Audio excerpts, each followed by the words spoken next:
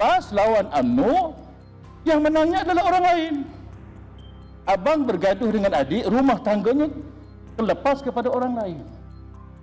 Adakah itu yang kita inginkan berlaku dalam negara kita? Dan sepatutnya ini cukup memberi kesedaran kepada semua orang Islam. Kerana apa?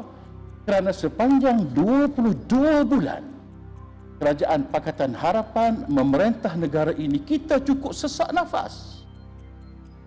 Orang Islam cukup sesak nafas, orang Melayu cukup sesak nafas.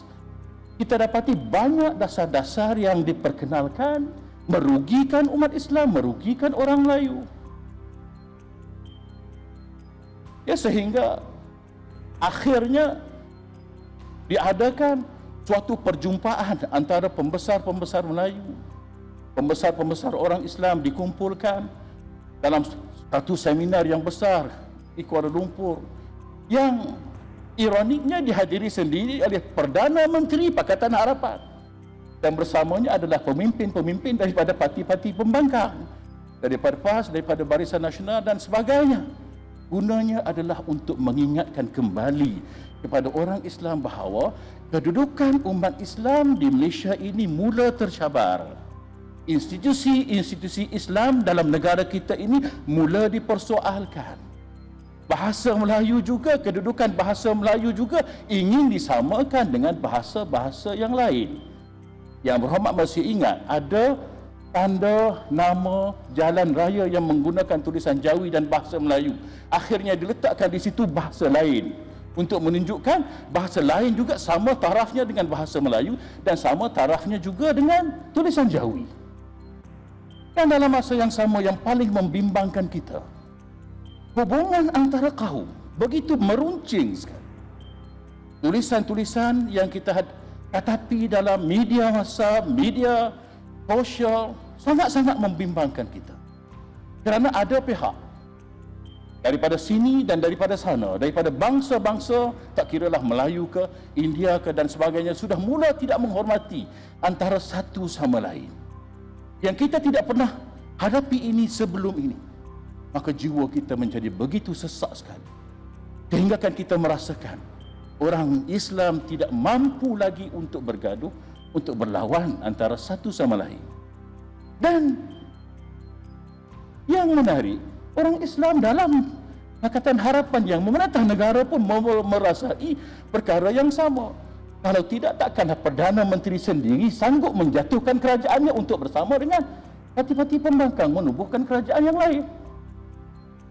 Ahli-ahli yang berhormat, Datuk Speaker yang saya kasihi dan saya hormati sekalian. Dalam ujian kekalahan dalam pilihan raya yang ke-14, ada baiknya Allah nak mengajar kita. Allah nak mengajar PAS, UMNO jatuh bukan kamu yang naik. Allah juga nak mengajar UMNO bahawa kamu perlu memikirkan tentang saudara-saudara Islam kamu yang lain. Lihat apa yang telah berlaku kepada kamu. Ya, tetapi dalam masa yang sama, kalau kita teliti dengan hati yang terbuka, bebaskan diri daripada perasaan khas, dendam dan sebagainya, maka kita melihat di situ Allah Subhanahu wa taala ingin menganugerahkan kita sesuatu yang lebih besar. Bayangkan tuan-tuan, ya, bagaimana kalau ketiga-tiga parti orang Melayu dan orang Islam terbesar ini bersatu. Saya dimaklumkan bahawa UMNO BN ada kajian mereka. PAS kami ada kajian kami sendiri. Parti Bersatu juga ada kajian mereka.